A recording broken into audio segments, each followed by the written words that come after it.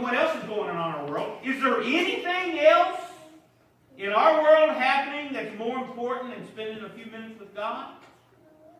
I can't imagine what that could be, except for that we, in our own mind, say it is and think it is.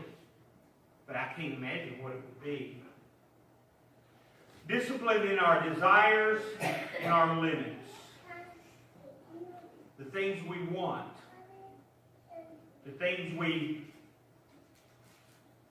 have to have. You ever know people that buy something because somebody else did? You ever know someone who, when someone else does something, they need to do it as well? But maybe it's not the best thing for them. And in the case of some cases, it puts a hardship at times. For people who have desires, we can go every direction under the sun with this one. In our world, we know what Satan puts out there in front of all kinds of people. And the weakness to give in. But we need to be disciplined enough in the things of God in our own lives. And discipline is for everyone. What a much better world we would live in if people were disciplined enough to stay off drugs, to stay off alcohol, to hold down jobs, to actually rebuke something we don't like to do anymore when somebody's wrong, to tell them they're wrong in a godly way. Exhort, build up. That's what we want to do. Build up people. And with all caring or long-suffering. And we teach. We have to be disciplined to do these things. We have to know what we need to do, and we have to do it whether it's comfortable or not. Whether or not it's easy for us. Some people, things are easier for than others. We need to be disciplined enough. For the time will come, and now is, I will say, to add to this, when they will not endure sound doctrine. People will not know what this says. Other people won't care what this says. And when you quote what this says, sometimes it makes little to no difference to anybody. But we still have to do it. They will not endure sound doctrine, but according to their own desires, their lack of discipline in their life, because they hear what they want to hear, itching ears, they will heap for themselves people who will tell them what they want to hear. They will turn their ears away from the Word of God and be turned aside to myths, fables, lies. That's where we are in our world today. Because people lack discipline in the things of God. They don't want to hear what God really says. They want to hear what they think they want to hear. Be you watchful in all things. You're going to endure affliction, but you can't endure it. Do the work of an evangelist. Fulfill what God has in store for you in your life. And there's a reward as a result. He goes on to say, for I am already being poured out as a drink offering. The time of my departure is at hand, Paul says. I have fought the good fight. I have finished the course or the race. I have kept the faith. Finally, there is laid up for me the crown of righteousness, which the Lord, the righteous judge, will give to me on that day, and not to me only, but to all those who have loved his appearing. So you see, the discipline does not come without reward. The discipline we will place upon ourselves will reap benefits beyond anything we can imagine. And first I would say the discipline in this life would make this life so much better if we all learned to discipline ourselves in all the areas. We didn't even touch on all of them. And then we didn't expound upon any of them, really. But the discipline that we could do in our lives would change this world to the positive. Would change our lives to the positive.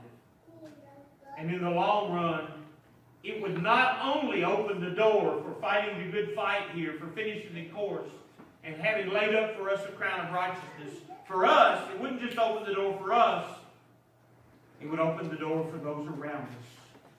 Because they see the discipline in our lives. It's something we need to not just think about, but make sure that we do.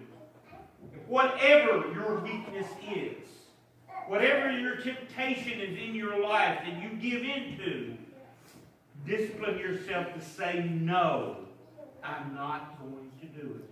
Or, if it's something we need to do, yes, I am going to do it. And we know what the difference is. Everybody does. Make sure this morning you're disciplined in the things of God and in your regular life as well, which the two are intertwined and really aren't separate. So let's make sure we do those things. If you have a need this morning, I would ask that you would come as we take and sing. Number, Ron, 317. Won't you come? Let us stand.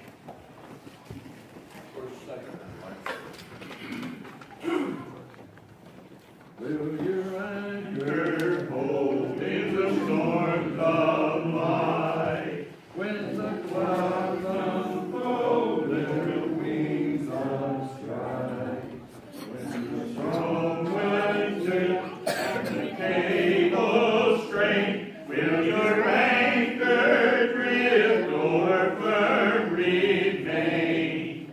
We have an anchor that keeps the soul steadfast and sure while the billows roll. Fastened to the rock which cannot move, grounded firm and deep in the Savior's love. It is safely moored, will the storm withstand, for 'tis well secured by the Savior's hand. And the cables passed from his heart to mine can defy the blast through strength divine. We have an anchor that keeps the soul steadfast and sure while the billows roll.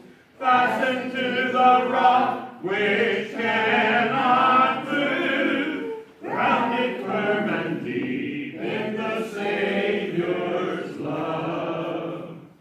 When our eyes behold through the gathering night the city of gold, our harbor bright, we shall anchor fast by the heavenly shore when the storms are past